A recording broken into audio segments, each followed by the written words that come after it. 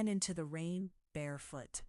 Not stumbled, not hesitated, she ran, small feet slapping against wet asphalt as headlights blinded her from both sides. Cars screeched to a halt, horns blared, someone shouted, and then everything stopped. The black sedan at the center of the street didn't honk. It didn't swerve. It stopped because the driver ordered it to. Inside that car sat So Kang-jin, the man whose name never appeared in newspapers, whose face never stayed on camera long enough to be remembered. The Korean Mafia Boss didn't fear accidents. Accidents feared him. If this broke your heart even a little, like the video. Comment what you would do in her place. I'm reading everything. Subscribe if you want to see how this story ends. His driver turned, panicked. "Boss, there's a child?"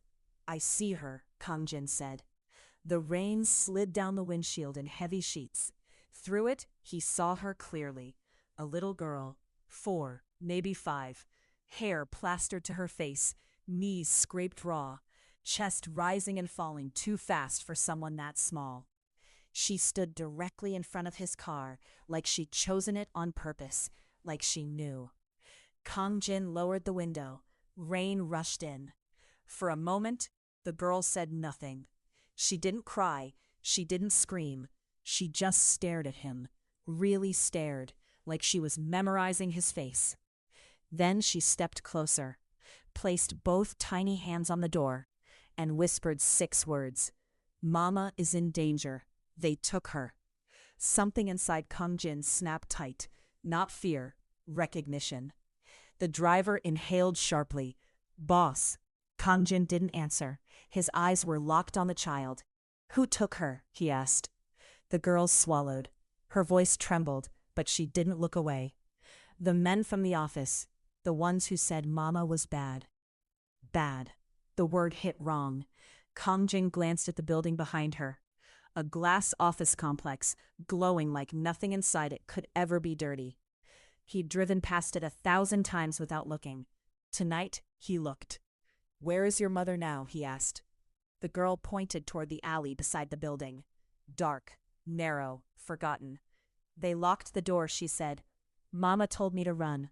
She said if I saw a scary man, I should tell him the truth." Rain soaked through Kang-jin's coat. Slowly, deliberately, he opened the car door and stepped out. The street went quiet again. Men watching from nearby cars straightened. Phones disappeared. Doors opened softly.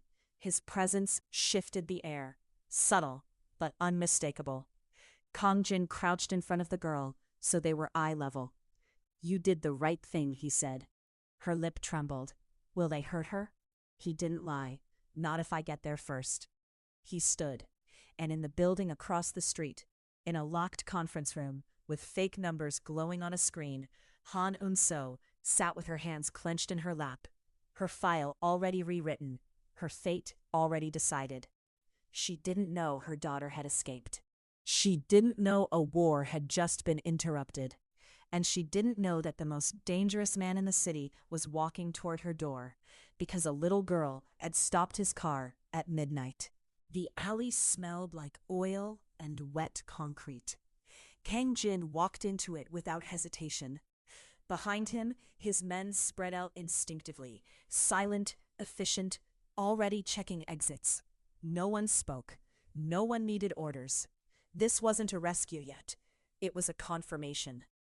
At the end of the alley stood a steel service door, half hidden behind a flickering security light. No company logo. No reason for it to be locked after midnight, except it was.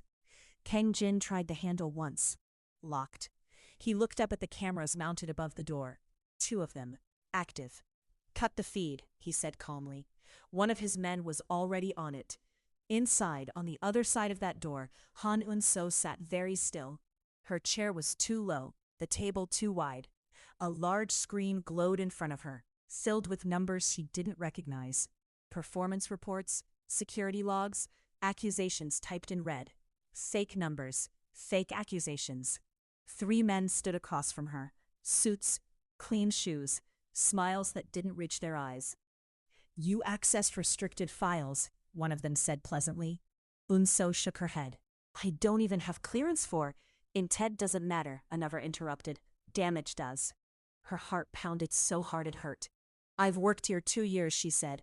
I've never had a warning. I've never.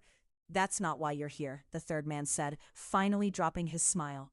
You're here because someone has to take responsibility. The door rattled, once, hard. All 3 men froze. Outside, Kangjin stepped back, assessed the hinges, then kicked. The sound echoed through the alley like a gunshot. Metal screamed. The door caved inward. Inside the conference room, the screen flickered. Unso's head snapped toward the sound. What was that? One man demanded. The door burst open. Rainwater spilled across the floor as Kangjin stepped inside, coat dark, eyes colder than the night outside. Silence crashed down. He didn't look at Unso first. He looked at the screen, then at the men. Then he asked one question, quiet, precise, lethal. Who ordered this investigation? No one answered. Kangjin turned slowly to Unso. Her face was pale, her hands were shaking, but she was upright, still standing. And in that moment, he saw it. Not guilt, not fear of being caught, fear of being erased. Behind him, the little girl stood at the doorway, clutching one of his guard's hands. Mama, she whispered. Unso broke. She stood so fast the chair clattered backward. Yana. Before anyone could move, Kangjin stepped between them and the men. Get your hands off the table, he said. The tone wasn't loud. It didn't need to be. One by one, the men complied. Kangjin reached back, lifted Yana effortlessly into his arms, and felt her small fingers grip his coat, like she'd known him forever. He looked down at Unso. She said you were in danger, he said. Then he looked back at the men and finished the thought. And somewhere deep inside that building, alarms finally began to sound, because a setup had just turned into a mistake. The alarms didn't scare them. They scared everyone else. Red lights flashed along the ceiling as security doors began to seal automatically. Footsteps echoed in distant corridors. Voices crackled over radios, confused, overlapping, panicked. Kangjin didn't move. If this broke your heart even a little, like the video, comment what you would do in her place. I'm reading everything. Subscribe if you want to see how this story ends. He adjusted his grip on Yuna, who had gone unnaturally quiet in his arms. Not asleep. Listening. Children learned silence early when danger lived too close. Turn them off, one of the suited men snapped into his earpiece. Too late. Kangjin finally spoke again. You accused her of stealing, he said, eyes still on the screen. But you never called compliance. You never called legal. You skipped every protocol. He turned his head slightly. Why? No one answered. Unso's knees trembled. She braced herself against the table, her throat tight. She wanted to run to her daughter, to pull her away from this man, this stranger with blood on his reputation and power in his posture. But she couldn't move. Because for the first time since this nightmare started, she wasn't the weakest person in the room anymore. The third man, the one who had dropped his smile earlier, cleared his throat. This is an internal matter, he said carefully. You're not authorized to. Kangjin cut him off with a glance. I don't need authorization, he said. I own the building next door, and the one across the street, and the shell company that funds your department. Silence fell harder this time. One man's face drained of color. Sir, this is a misunderstanding. Kangjin finally looked at Unso again. What's your name? He asked her. Han Unso, she answered. And how long have you worked here? 2 years, night shifts, cleaning and record support. And in 2 years, Kangjin continued evenly, has anyone ever questioned your integrity? She shook her head. No. He nodded once. Then he looked back at the men. But tonight you lock the doors, fabricate data, and interrogate a woman with no legal counsel, while her 4-year-old is wandering the streets alone. One of his guards stiffened. Boss, she was alone? Yuna tightened her grip on Kangjin's coat. She ran, the little girl whispered.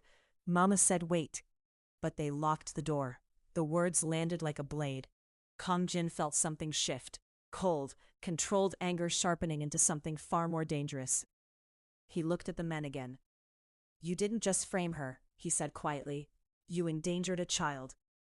The alarm system shut off abruptly. Footsteps approached, fast, disciplined. Kong Jin's men entered the room. The balance of power flipped instantly. Phones were taken, hands were raised. Someone tried to speak and was silenced with a single look. Kong Jin handed Yuna to one of his guards. "Stay with her," he said, "no matter what." Yuna nodded solemnly, then looked back at her mother. "Mama, don't cry." Unso pressed her hand to her mouth. Kong Jin turned back to the screen and tapped one key. The data changed.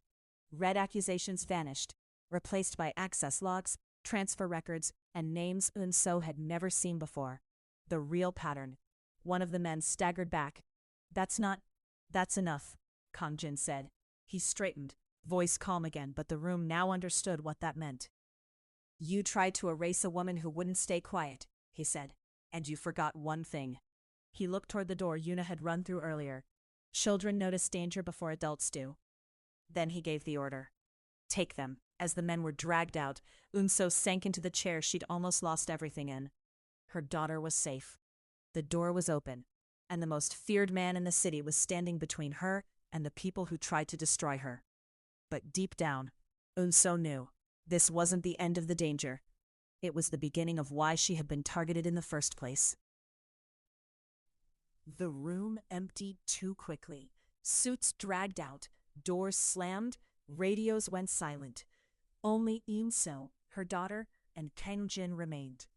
For the first time since the doors had locked, Unso could breathe. But the air felt heavier now, not lighter. The kind of quiet that comes before something worse. Kang Jin didn't sit. He walked slowly around the table, eyes scanning the screens that still glowed faintly with numbers and logs. His expression wasn't anger anymore. It was calculation. "You weren't framed at random," he said. Unso's fingers tightened around the edge of the chair. "I don't understand." "No," he replied calmly. "You weren't supposed to." He tapped the screen again. A new file opened, buried deep, intentionally mislabeled. Transfers, late-night access, off-book payroll, and one repeated entry, a shell company name Unso had seen before. Because she had cleaned the office where its documents were kept. Her stomach dropped. "I saw that name," she whispered, "weeks ago, in the archives. It didn't match the invoices." Kang Jin's gaze snapped to her. "You reported it?" She shook her head quickly. "No, I just copied it. I thought maybe someday someone would listen," he finished. "That was the mistake?" The screen changed again. Security footage, grainy, time-stamped. Unso leaned forward. It showed her, late at night, alone, scanning documents, pausing, uploading a file to a personal drive. Her chest tightened. "I didn't send it to anyone." "I know," Kang Jin said. She looked at him sharply. "How?" "Because if you had," he replied, "you'd already be dead." The words were quiet, casual, terrifying. Yuna whimpered softly from behind the guard holding her. "Mama!" Unso stood up instantly. "Don't say that in front of her." Kang Jin raised one hand. The guard stepped back, letting Yuna run into her mother's arms. Kang Jin watched the reunion carefully. Then he said the truth. "You found evidence tied to a laundering route that crosses my territory." Unso froze. "Mafia," she whispered. "Yes," Kang Jin said plainly, "but not mine." Her breath hitched. "The men you saw tonight weren't protecting the company," he continued. "They were protecting themselves. And when they realized you'd seen too much, they tried to erase me," Unso finished. "And scare you into silence," he added. "Using your child." Something in his voice hardened when he said it. Yuna buried her face in Unso's coat. Kang Jin turned away briefly, jaw tightening. "That's why she ran," he said quietly. "She felt it before you did." Unso swallowed. "Then why help me?" He faced her again. "Because they crossed a line," he said. "And because you didn't sell what you found." She shook her head. "I just wanted to survive." "So did my mother," Kang Jin replied softly. "That caught her." For years, he continued, people told her to look away, to clean quietly, to not ask questions. She didn't listen either. Then Kang Jin spoke again, this time with finality. You're not safe here anymore. Eun-so stiffened. I can't just disappear. You already almost did, he said. Yuna looked up suddenly. Mama, are they coming back? Kang Jin crouched to her level, slow and deliberate. No, he said gently, not tonight. But his eyes lifted back to Eun-so, and not without going through me first. Outside, thunder rolled again, and somewhere deep in the building, a phone began to ring, one no one was supposed to answer, because the people who set the trap had just realized it failed, and they were about to make their next move. The phone kept ringing. Once, twice, a third time, longer now, impatient. No one moved. Kang Jin stared at the device like it was a live wire. Then he walked over and picked it up. He didn't put it to his ear. He turned on speaker. A man's voice flooded the room, smooth and falsely calm. Kang Jin, I was wondering how long it would take you to notice. Eun-so felt her blood turn cold. Kang Jin didn't answer. The voice chuckled. She wasn't supposed to reach you. The child complicates things. Yuna whimpered. Eun-so tightened her hold, instinct screaming. You locked an innocent woman in a room, Kang Jin said quietly. You used her child as leverage. Silence. Then the voice hardened. She copied protected files. She cleaned your office, Kang Jin replied. You hid behind her silence and panicked when it cracked. A pause. Too long. You're choosing the wrong side, the man finally said. Kang Jin smiled. It was not kind. There is no side where you survive this conversation. The line went dead. The lights flickered. Then boom, a distant explosion rattled the building. Yuna screamed. Security alarms wailed all at once. Basement generator, one of Kang Jin's men said sharply. They're testing defenses. Kang Jin turned instantly. Evac route. Now. Eun-so's heart slammed. What about my apartment? My records? Gone, he said bluntly. They already erased you. She staggered slightly. Then what am I supposed to do? Kang Jin met her eyes. Survive, he said. And let me end this. They moved fast. Hallways, emergency stairs, underground levels Eun-so never knew existed. The building wasn't an office anymore. It was a fortress under siege. As they reached the armored garage, headlights flared. Too close. Gunfire cracked. Kang Jin shoved Eun-so behind a pillar, shielding Yuna with his body without thinking. Stay down, he ordered. Yuna clutched his coat. Mister, are they bad? Yes, he answered honestly, but they won't touch you. Why? She asked in a whisper. His jaw tightened, because they already tried. Engines roared, men shouted, metal screamed against metal. Then, silence. One by one, Kang Jin's men lowered their weapons. The threat retreated, for now. Kang Jin straightened, breathing steady, eyes dark. This isn't over, Eun-so said. No, he agreed. It's just moved into the open. He crouched again, meeting Yuna's gaze. You were very brave tonight, he said. She shook her head. I was scared. So was I, he replied. Eun-so looked at him then, not as a mafia boss, not as a stranger, but as someone who understood fear too well. Outside, sirens echoed in the distance. Midnight had passed, but the danger hadn't. And now, everyone involved knew one thing for certain. The little girl who stopped a car in the rain had started a war. They didn't go back upstairs. Kang Jin led them into a reinforced vehicle hidden behind steel doors. The engine already humming, as if it had been waiting for this moment all along. Rain streaked across the windshield, blurring the city into broken lights and shadows. Eun-so held Yuna close, her heart still racing. The smell of gunpowder clung to the air, sharp and unmistakable. Where are we going? She asked. Somewhere no one knows to look yet, Kang Jin replied, eyes fixed on the road. But it won't stay that way. Yuna peeked up at him. Are they coming back? Yes, he said honestly, just not tonight. That didn't comfort Unso, but it didn't feel like a lie either. They drove in silence for several minutes before Kangjin spoke again. You didn't just clean offices, Unso. Her grip tightened around Yuna. I never said I did. You accessed files, he continued. Not intentionally, but you saw something. Her throat went dry. I didn't understand what I was looking at. But they did, he said, and they panicked. The car turned sharply into an underground lot beneath an unmarked building. Guards appeared instantly, checking angles, clearing paths. Inside, the place felt nothing like the cold headquarters they'd fled. Soft lighting, minimal staff, no weapons in sight. At least none obvious. Yuna relaxed slightly, her head finally resting against her mother's shoulder. She's exhausted, Unso whispered. Kangjin nodded. There's a room upstairs, locking doors, no cameras inside. She hesitated. Why are you helping us?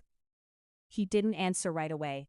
Instead, he crouched in front of Yuna, lowering himself until they were eye level again. You stopped my car, he said gently. You weren't afraid of me. Yuna frowned. I was scared, but Mama was more scared. Something shifted in Kangjin's expression, subtle, almost invisible. Do you know what happens to men like me when we ignore fear? He asked quietly. She shook her head. We lose everything worth keeping. He stood, turning to Unso. You didn't run to me because you thought I was kind. No, she admitted. I ran because I thought you were dangerous enough to scare them. A faint, humorless smile touched his lips. That was a calculated risk. And? She asked. And you were right. A guard stepped forward. Boss, we confirmed it. The investigation order came from inside. Someone wanted her cornered. Unso's stomach dropped. So this was planned. Yes, Kangjin said, and now it's failed. She swallowed. What happens next? He looked at her, really looked. Next, he said, we find out who thought they could use a child as leverage, and remind them what lines never get crossed. Yuna stirred, murmuring softly, half asleep. Mama, are we safe? Unso kissed her hair, tears burning behind her eyes. For tonight, she whispered. Kangjin turned away, already issuing quiet orders, his voice calm but lethal. Thunder rolled again. And somewhere in the city, the people who had set the trap realized too late. The storm they'd created was no longer aimed at the poor single mother. Unso didn't sleep. Even when Yuna finally drifted off in the quiet room upstairs, even when the building settled into a careful silence, her mind kept replaying the same moment over and over. The door locking behind her, the screen lighting up, her name paired with accusations she had never committed. She sat on the edge of the bed, hands clenched, listening to the faint hum of security below. At dawn, a soft knock came. She flinched. Kangjin stood outside the door, no jacket now, sleeves rolled up. He looked less like a mafia boss and more like a man who hadn't rested in days. They're moving, he said without preamble. Not against you, against each other. She frowned. I don't understand. You were never the target, he explained calmly. You were the trigger. He handed her a tablet. On the screen were internal memos. Timestamps, names, payment trails. People she recognized. Executives, supervisors, men who smiled politely in hallways. They were laundering information, Kangjin continued, using company audits as cover. You handled cleaning on the wrong floor at the wrong time. Her breath caught. I only wiped desks, took out trash, and overheard a call, he said. Or saw a document. Enough to scare them. So they framed me. Yes. And the investigation, she whispered. He met her gaze. Designed to isolate you, pressure you, make you quit quietly or disappear. Her knees weakened. She sat back down hard. They locked the door, she said hoarsely. My daughter was there. They didn't care. That, Kangjin said, his voice sharpening, was their mistake. A guard's voice crackled through his earpiece. Boss, One of them is trying to leave the country. Kongjin didn't look surprised. Let him. Unso stared at him. You're letting them run? No, he replied. I'm letting them panic. He turned back to her. Do you know why Yuna stopped my car? Her eyes filled. Because she thought you were the only one who could help. Because she recognized danger, he corrected gently. Children know before adults do. Down the hall, Yuna stirred, calling softly, Mama? Unso rushed to her side, lifting her into her arms. I'm here. Yuna wrapped her arms around her neck. Are the bad people gone? Unso hesitated. Kongjin answered instead. They will be. You promise? He nodded once. On my name. She seemed satisfied, resting her head against her mother again. Unso looked at him, something fierce and fragile in her expression. If you hadn't stopped, if she hadn't run, they would have crushed you, he said quietly, and called it procedure. She swallowed. Why are you still here? Because now, he replied, this isn't just about you. He turned toward the window, where the city stretched endlessly. They use the child as bait, he said, and there are consequences for that. Far away, phones rang unanswered. Doors that once opened easily began to close. And for the first time since the rain-soaked night at midnight, the Korean Mafia Boss wasn't reacting. He was hunting. By nightfall, the city felt different. Not quieter, more alert. Unso noticed it first in the way the guards moved, hands closer to their jackets, eyes scanning reflections instead of faces. Even the air inside the building felt tighter, like something unseen was being pulled taut. Kongjin hadn't left. He stood by the floor-to-ceiling window, phone pressed to his ear, voice low and controlled. No, he said, not yet. A pause. Let them think they're winning. He ended the call and turned. They've split, he said. One ran, two stayed. That tells me everything. Unso held Yuna close on the couch, her daughter half asleep, thumb tucked into her mouth. What happens to us now? Kongjin replied, You stay. Her eyes widened. Here? You're safer inside my perimeter than anywhere else in the city, he said evenly. They won't touch you again. Not openly. Openly? She echoed. A faint, humorless smile touched his lips. People like them never stop. They just change methods. As if summoned by his words, a sharp sound echoed from below. Metal. A crash. Then shouting. Unso's heart slammed against her ribs. What was that? Kongjin didn't move toward the door. He moved toward Yuna. Instinctively, he knelt in front of her, lowering himself to the child's eye level. Yuna, he said gently, do you remember the rain? She nodded slowly. Tonight might be loud, he continued, but no one is allowed to hurt you or your mama. Do you understand? Yuna studied his face with unsettling seriousness for someone so small. Are you the one who makes the bad men scared? Unso's breath caught. Kongjin answered honestly, Yes. Then stay, Yuna said, wrapping her tiny hand around his finger. Mama gets scared too. Something flickered across Kongjin's face, so fast Unso almost missed it. He stood. I'm not going anywhere. Moments later, one of his men entered, breath tight. Boss, we caught one trying to access the underground garage. Fake badge, same company. Unso felt sick. They came here? They followed the wrong trail, Kongjin said coldly, which means they're desperate. And desperate people do stupid things, the man added. Kongjin nodded. Bring him to the lower room. Call legal, and call the police, anonymously. The man hesitated. Police? Yes, Kongjin said. I want this clean. Clean. The word chilled Unso more than violence would have. When the door closed again, silence returned, thicker than before. You didn't have to do this, Unso said quietly. You could have handed me to lawyers and walked away. He turned to her fully now. They would have buried you in paperwork and won anyway. And instead, he said, they learn what happens when they mistake kindness for weakness. Outside, sirens wailed in the distance. Yuna stirred, whispering, Mama, are we still in danger? Unso opened her mouth, but Kongjin answered first. But even as he said it, his gaze drifted back to the window, jaw tightening, because danger hadn't disappeared. It had simply realized it was being watched. and the night was far from over. The sirens grew louder, then closer. Unseo watched blue and red lights wash across the glass walls like restless shadows. Yuna slept against her chest now, exhaustion finally winning, unaware of how thin the line had been between safety and disaster. Kongjin didn't look relieved. He looked finished with patience. "They won't touch you again," he said quietly. "Not after tonight." "That sounds like a promise," Unseo replied. "It is." Below them, the building buzzed with controlled chaos.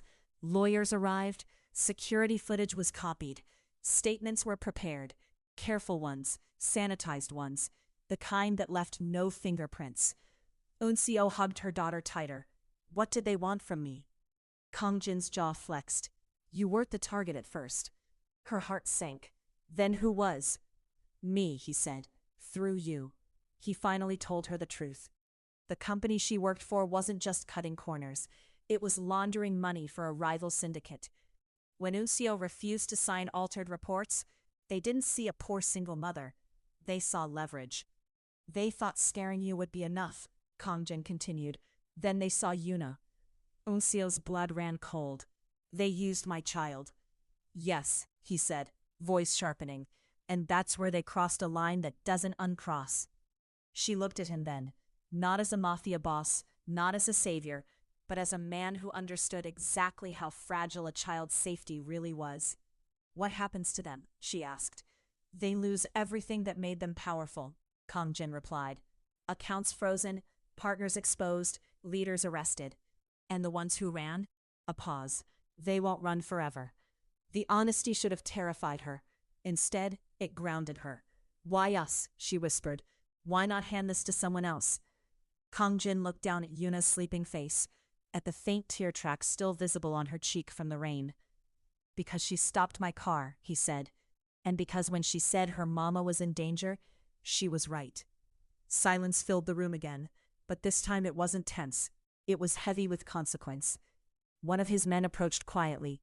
"Boss, it's done." Kongjin nodded once. Then for the first time that night, he turned fully away from the window. "You'll leave tomorrow," he told Unseo. "New apartment, new job, different city if you want it." "And if I don't want to disappear?" she asked. "Then you don't," he said simply. "No one will force you again." She studied him, searching for control, for ownership. There was none, only finality. Unseo exhaled shakily. "Yuna thinks you're the man who scares bad people." Kongjin allowed himself a small, tired smile. "I am. But tonight," she added softly, "you scared them for us." His expression hardened again. Tonight was easy. "What's hard?" she asked. "Making sure this world doesn't come back for her," he said, glancing at Yuna. Outside, the sirens faded, but Unseo knew something irreversible had happened. The night her daughter ran barefoot into the rain hadn't just stopped a car. It had started a war.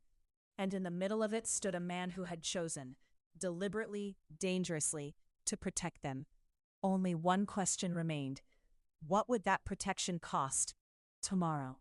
The rain stopped before dawn.